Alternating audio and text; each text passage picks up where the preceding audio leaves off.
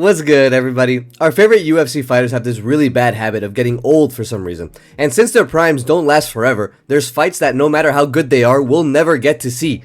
But just because it doesn't exist doesn't mean we can't LARP though, am I right? That's why today, I present to you the greatest UFC card of all time, with the best fights we could ever dream of, all the fighters in their prime, and the only condition being they have to be in the same weight class, alright? I know, we all want to see prime John Jones against Ian Gary. We all want to see fucking Henry Cejudo versus Tom Aspinall, but we gotta make it a little bit fair, alright? Shout out to Emmett LePage for the video idea. Let's get right into it with the venue. Now, the Coliseum in Rome, man. Fuck it. If we're making this card unrealistic, we're making goofy-ass matchups, let's just make this in the most goated location. The biggest aura farming location of all time. 50 to 80,000 capacity in the prime, and like the Coliseum's prime is absolutely bonkers, man. I don't know any stadium that we could genuinely use for the UFC that would have that capacity. Crazy shit. If we're doing one in the White House, why not put that shit in the Coliseum, bruh? Let the people in, man. Let the people give the people what they want, all right? So location, the Coliseum, perfect for these fights that will, of course, never happen. But let's get on to the early prelims. We have early prelims, and the main card. 5 fights per section, all right? To start off, to begin this beautiful and excellent night of fights, we have the banger of Dustin Poirier versus Nate Diaz. Man, oh man, this is our opener. This is what we're starting the card with, man. Dustin Poirier versus Nate Diaz. This is a fight that's been cooking for a long time. Of course, it's never going to happen probably inside the UFC. Dustin Poirier said he'd only come back if he got to fight Nate Diaz. Nate Diaz been talking shit like he always does. This is a very interesting fight, you know. One guy would be a punching bag low-key for most of the fight. Nate Diaz has better jiu-jitsu, has a better chin, but of course Dustin Poirier has better combos, has better, you know, like better striking, obviously, better head movement, better everything low-key, you know, except the ground stuff. It would be a very interesting matchup, see what would happen. Obviously, I'd pick Dustin Poirier by a decision or maybe by a doctor stoppage, you know, the Nate Diaz classic. But this is a fight that was just going to get the crowd going from moment zero, man. The two people that are in attendance, you know, right as the card's starting, they're going to be hyped, man. There's going to be 3 people in the crowd. It's just going to look like the Apex during COVID. But yeah, man, this fight, just as like our little opener to the entire card, is absolutely bonkers. That just gets you to know what we're going to expect for these next fights. So let's get on to the next matchup. Khamzat Chimaev versus Yoel Romero. Man, this is the ultimate specimen fight. Prime Khamzat, you know, like, I think right now Khamzat's in his prime. We just saw his fight against Strickland. That was very fucked. You know, Strickland's a bad matchup. He had a pretty tough weight cut, so to speak. You know, I'm not coping. I love Strickland as a champion, whatever. But Khamzat versus Romero, both guys in their prime. You know, like Fuse Neck Romero, Cuban Experiment Romero. The scrambles, bro. This first round of this fight, assuming it's a 3-rounder, this would be the most explosive first round of all time. Both guys are known to be super explosive in the early rounds. Both guys go all out. They fucking expend the gas tank doing random shit. Motherfuckers are super athletic. Probably the two biggest, like the two most athletic guys we've ever seen at middleweight. By far. Like, who else is in this conversation? Paulo Costa? He's low-key more athletic, more aesthetic than athletic, right? But yeah, man, overall in this fight, absolutely, like, this would be absolute fireworks. I'd be super excited to see who comes out on top. I'd pick, personally, Khamzat Chimaev by decision, probably over the 3 rounds. I just don't think there's a sub going on. You know, if anyone gets knocked out, it's going to be Romero knocking out Khamzat. If you couldn't knock out Romero with that head kick from Paulo Costa, this motherfucker's not going down. And he has no neck that Khamzat can latch up a Darson, bro. I'd love to see Khamzat try to Darce this guy. Fucking impossible, alright? So Khamzat versus Romero. Give me Khamzat by 3-round decision. But again, bro, the outcomes of these fights really don't matter. Like, it's just a fight of it. Like, just imagine the anticipation coming up to this fight. And this being only the second fight on the card. It's fucking insane, bro. I wish we got to see this. Like, that's something I'm going to say over and over again in this video. But this is a fucking elite matchup, alright? Next fight. The third fight of the night, Sean O'Malley versus Dominic Cruz. Big D Cruz. I'd love to see how Dominic Cruz, you know, the supposed bantamweight GOAT for a lot of people, I'd love to see how he deals with Sean O'Malley's length, you know, pause, no diddy. But this is a very interesting, of course, striking matchup. If anyone mixes it up, it's going to be Cruz, like, probably throwing a combination, ducking under a Sean O'Malley counter, and taking O'Malley down. I don't see Cruz being able to hold down O'Malley the way that I see, you know, Merab holding O'Malley down, or the way I see Aljamain if that fight went any longer, you know? This would be basically a striking fight on the feet. Cruz would try to mix some shit up, and I'd love to see what happened, man. Honestly, Cruz is kind of chinny. He was low-key getting chinned in that TJ fight, in that Garbrandt fight. I think O'Malley would find the button, bro.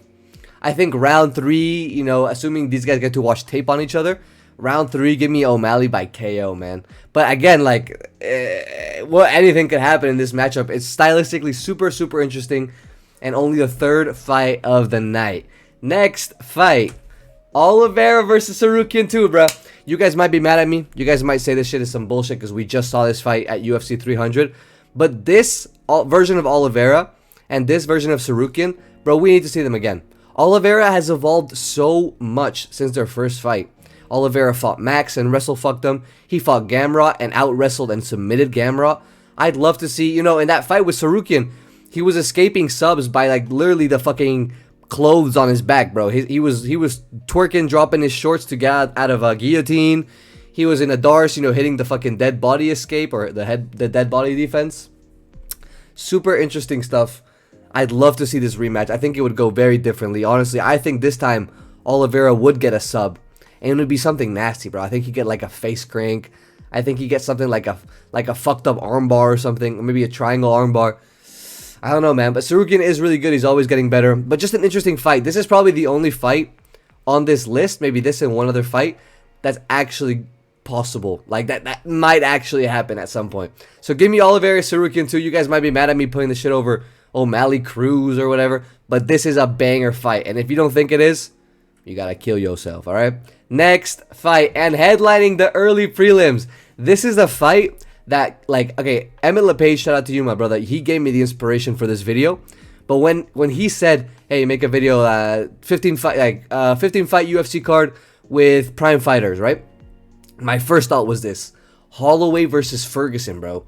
Iron chin versus iron chin. Volume versus volume. Cardio versus cardio, right? Long ass submission artist versus like volume striker. This is an elite matchup because Tony's wrestling is aight. You know, he out wrestled Barboza, right? I think did he get Gaethje down one time? I'm not sure, I don't remember. But he's done well in the wrestling department. He's done well in anything grappling. Of course, he's super long, can latch up a Darce, can latch up a guillotine, just like that. And in his prime, again, was able to take so much damage before that Gaethje fight.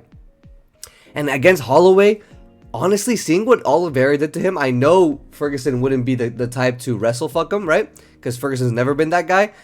But if they get into a scramble, bro, I think prime Ferguson could latch something up, man. Now, can he take enough damage until that happens, you know? Late into the 5th rounds, I think win streak Ferguson gets Holloway out of there. And Holloway, I'm picking like prime Holloway as in the Gaethje fight.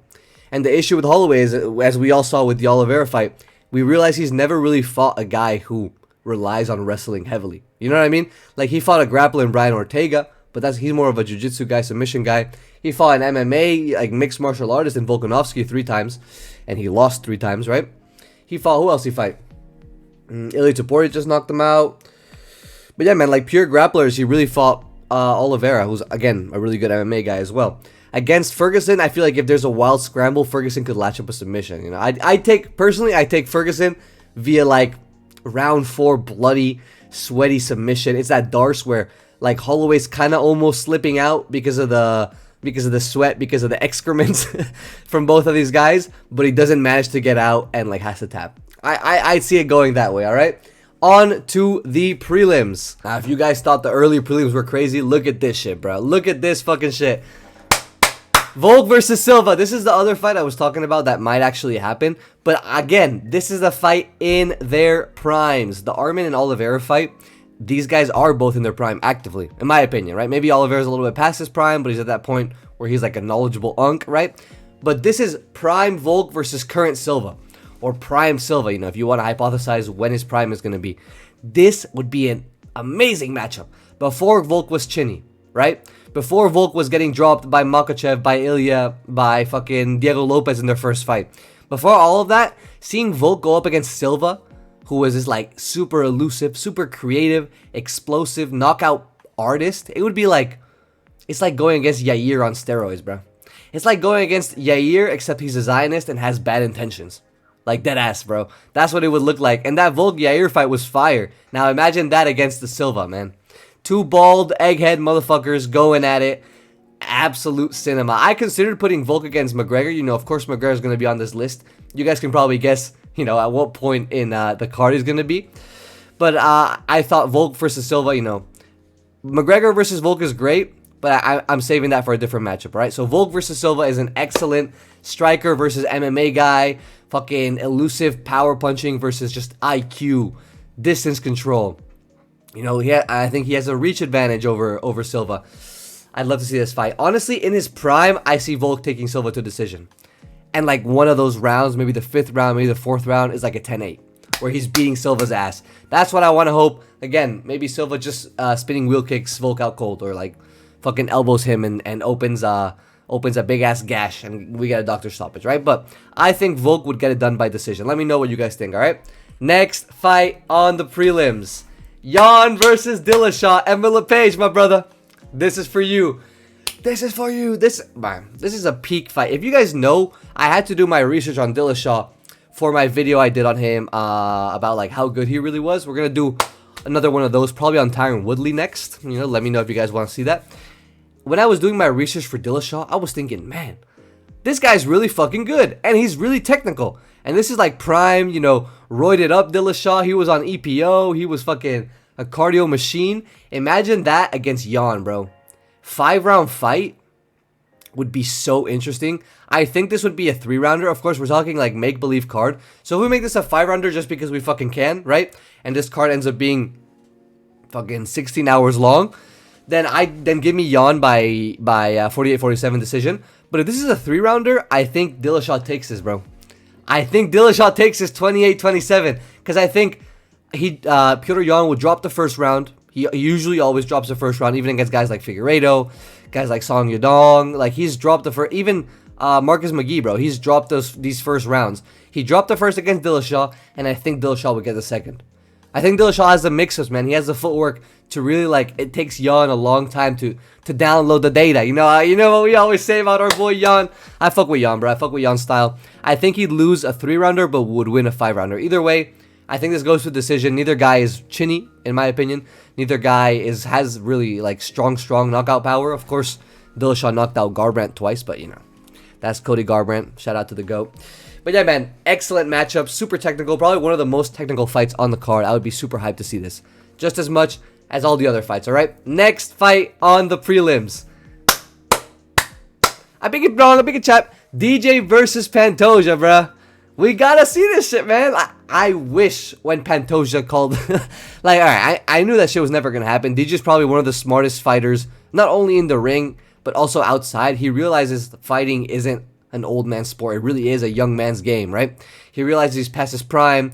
His name is worth so much now, and he has nothing to gain from coming back except a payday. Like, what is $1 million, $2 million if he can make that over the course of his career? He doesn't have to sustain any more damage. He doesn't have to go through a hard-ass training camp. He don't have to diet.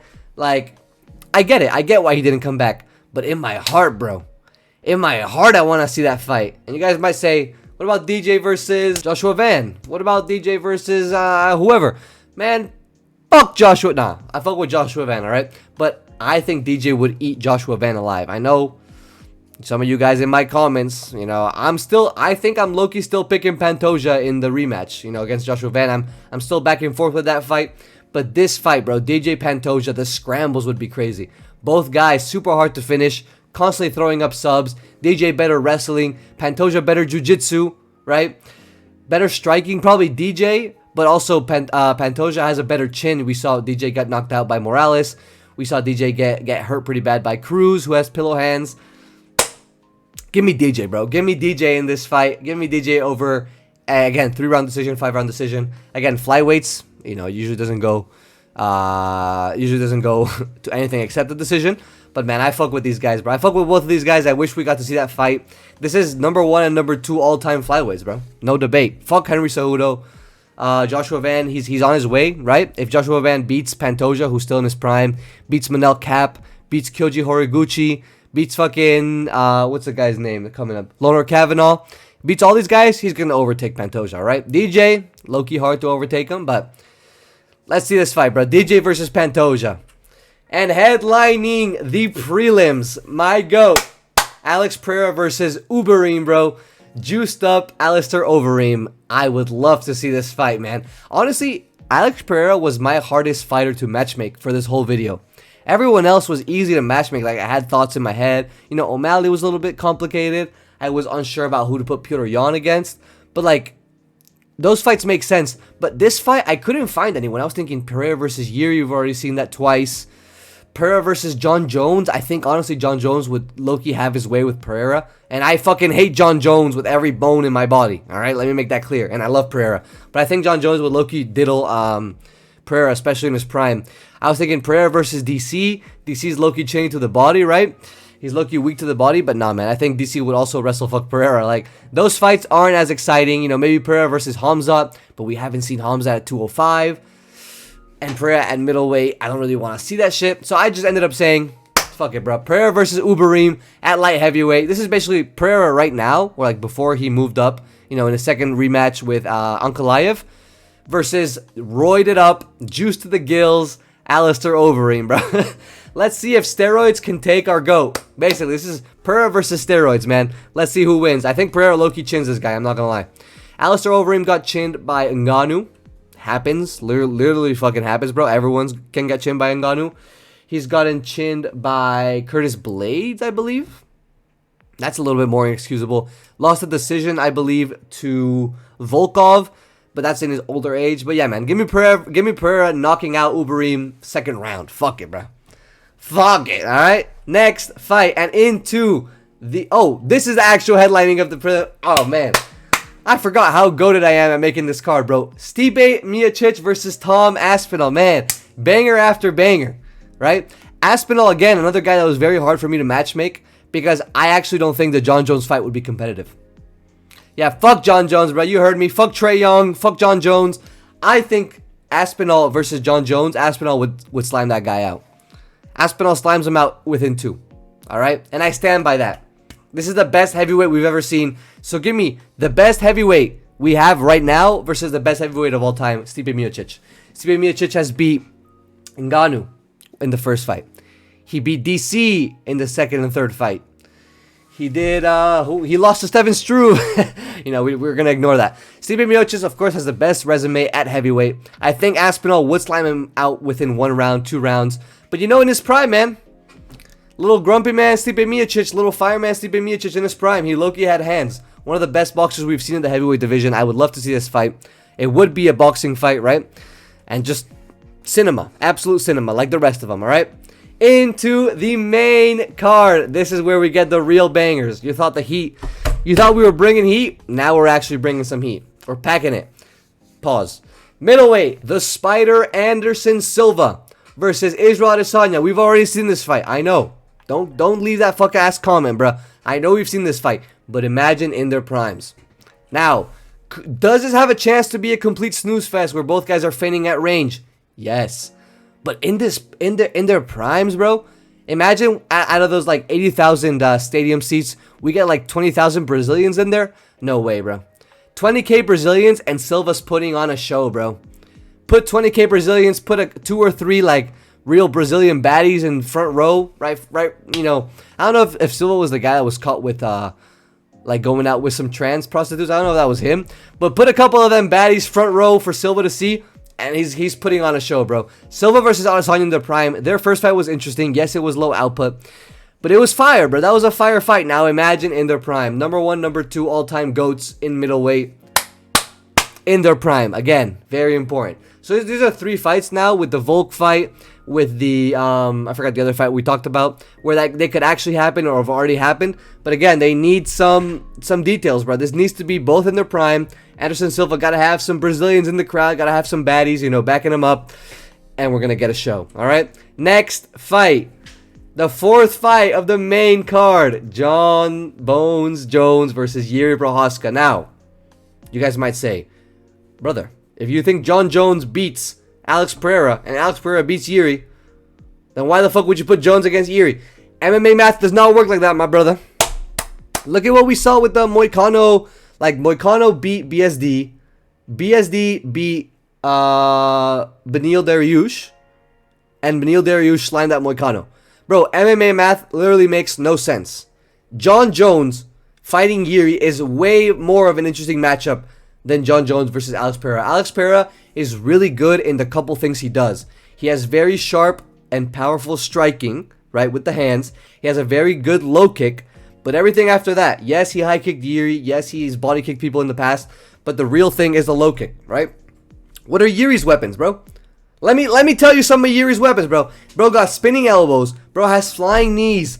Fucking flying hammer fists. Spinning hammer fists. This guy throws elbow combinations. He throws beautiful 1-2 duck, right? 1-2 roll. He throws hooks, bro. He knocked out, who was it? Jamal Hill with a hook. Slip hook, right?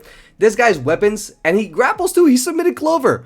This guy's weapons is literally just MMA. This guy's just good at MMA. Yes, he's a little bit chinny. Jon Jones is not chinning him. Jon Jones has no power in the hands, bro. He'd have to head kick Yuri, which again is possible with Yuri. But I just see this fight like Yuri getting it done somehow, bro. Make this 5 rounds. I'm picking Yuri by finish. 5th round.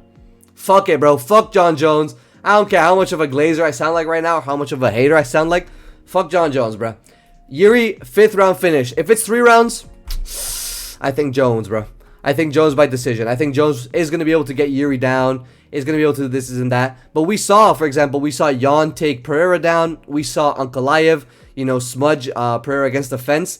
And Pereira is one of those guys that when he gets down, he got taken down by Izzy, right, in their first fight. When he gets taken down, he can accept bottom position and wait out the round because he knows next round we're starting on the feet. Yuri's not accepting that shit, bro. Look at the scrambles in the Glover fight. Bro was literally taking back of the headshots just to get up. Just to get out of turtle. Just to get out of the fucking mount. Right? He was getting slimed out just to get out of those positions. Same shit with Jones. Yes, Jones would maybe do more damage than Glover. Maybe drop some elbows. But Yuri's not going out to that shit, bro. Hell fucking not. Give me prime Yuri. Yuri versus Glover fight. No. Fuck that. Yuri versus Jamal Hill. That's when he really got some good ass head movement. Give me that against Jon Jones. Yes, Jon Jones probably going to try to eye poke Yuri, whatever. Fucking cut Jon Jones' finger off. Alright? Jon Jones gets no fingers in this fight. And Yuri wins that shit. Alright? On to the next fight. The 3rd fight of the main card, bro. The featured fight. How is this the featured fight? GSP versus Usman, bro. Are you kidding me?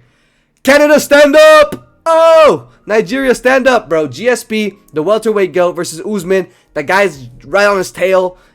Had almost the longest, almost broke the streak for the most fights or the most consecutive wins in a row for Anderson Silva before he got slimed out by Leon Baldspot Edwards, right? But this is just an interesting fight. I think GSP is just a better version of Usman, right? Usman is a wrestler. The only difference is Usman's a wrestler that went and learned striking, while GSP was a striker, karate guy that went and learned wrestling. But I feel like they ended up in very similar places. They have similar striking styles. They're very square. They're very boxer-like, susceptible to leg kicks for real.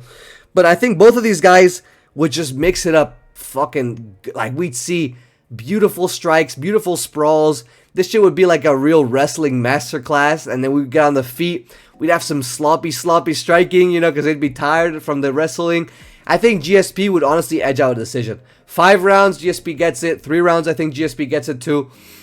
Decision, like bloody decision. If anyone gets finished, honestly, I think it would be Usman finishing GSP. I think it would be a knockout, man. Like a TKO. If anyone gets finished. I don't think that happens. I don't think either of these, Usman's Malteser ass head or GSP's block head. I don't think they're getting finished, right? But if it did, I think it would be Usman knocking out GSP. That's just not going to happen, though. Give me GSP by decision, buddy. Woo! On to the co-main event of the evening. The most unrealistic fight. The most unrealistic fight by far. Because these guys are literally brothers, bro.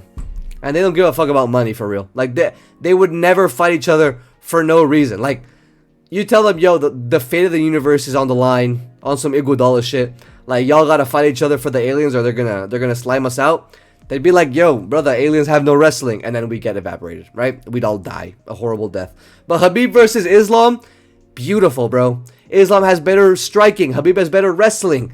Fuck! What would happen in this fight? And they know each other. They know their game, right? Big Khabib would have like the big brother maybe had the big brother advantage over Islam. Would he be able to just bully Islam into submission, right? Are they getting a submission? I don't see them, like, either of these guys submitting each other because of how much they've trained. The scrambles would be fucking insane, bro. Like, give these guys on some comic book shit, like on some nerd shit, on some power scaling shit. Give these guys bloodlust and make them fight each other. Make these guys angry, bro. Computer, make these guys mad at each other and make them fight. This would be like an amazing wrestle fest, scramble fest at lightweight. You know, both of these guys are huge lightweights. If you want, you can make it at welterweight. I don't give a fuck. But man, what a fight this would be if we could get this. Also, two of the biggest stars outside the US and maybe even in the US, two of the biggest stars of all time. What a fight, man. What a fight. But there can only be one main event. And that main event spot can only be for one man. And how can it not be Ilia Topuria versus Conor McGregor? Now, this might be glaze, right? This might be glaze on both parties. Of course, Conor McGregor has to main event. Of course. You know, 3 rounds, 5 rounds, it does not matter. He's going to main event. He's earned that right for as long as he lives to main event a UFC event because he has saved the promotion. He grew the UFC into what it is today by being a fucking idiot, right? By being just by being full of aura. That he just did it, bro. You had to be there, right? Topuria versus McGregor. I want to see this fight, new versus old, and make it at featherweight. This is probably the only fight where the weight class is something I was really interested in. Make this at featherweight. You're like, bro, none of these guys, like, these guys were both dying to make featherweight, blah, blah, blah. Yes, I know, but look how good McGregor looked at featherweight, bruh. How good was McGregor at featherweight? Like, hungry McGregor. Jose Aldo McGregor, right? Right before the what was it, the Chad Mendes fight? No. Right before bro, just that period McGregor, Jose Aldo McGregor in his prime, 13-second guy versus Ilia Topuria, fresh off the Volk knockout, right? Give me these guys fighting each other, bro. Ilia Topuria has a far, like, he's way more solid in his base. He's more stuck in the mud, so to speak. He has a lot more linear movement. He doesn't cut guys off as well as, he has, like, way more pressure than McGregor, but he doesn't cut guys off as well as McGregor does. And the forward movement of Topuria is a lot better than the forward movement of McGregor. But I think McGregor has a lot better lateral movement, better footwork. He's more in and out. He's more twitchy. He's more jumpy, right? Power-wise, I think Ilia has it. He has, like, really dense bones, like, just real power. But timing, I think McGregor has him on timing. Prime McGregor. Combinations, I think Ilia takes that for combinations, although it's very debatable, very close, right? Like, this is something you guys can argue back and forth. Cardio, we've seen Ilia Topuria go, I think he went 2 rounds with Volk, was looking fresh. He went 3 rounds with Max and was looking good. I think Ilia Topuria might have a bonus with the cardio. Again, modern training methods. This guy be spamming the air bike or whatever we be doing these days, right? This would be an amazing fight, man. At featherweight, I think Ilia has a chance to be a little bit more chinny at featherweight. So does McGregor, of course, because both of these guys' brain would be dehydrated, right?